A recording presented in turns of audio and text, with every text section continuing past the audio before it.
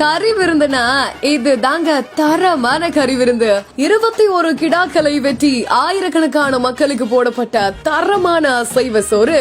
அடடடடா, ஊரே மணக்குதே என்று சுத்து வட்டாரத்தையே மணமணக்க வைத்த கோவில் நிர்வாகம். சிவகங்கை மாவட்டம் மானாமதுரை அருகே இருக்கக்கூடிய ஸ்ரீ தர்மமுனீஸ்வரர் கோவில்ல ஆண்டுதோறுமா ஆவணி மாதம் முதல் வெள்ளிக்கிழமையில விசேஷமாக கிடா வெட்டி அன்னதானம் நடக்கும்.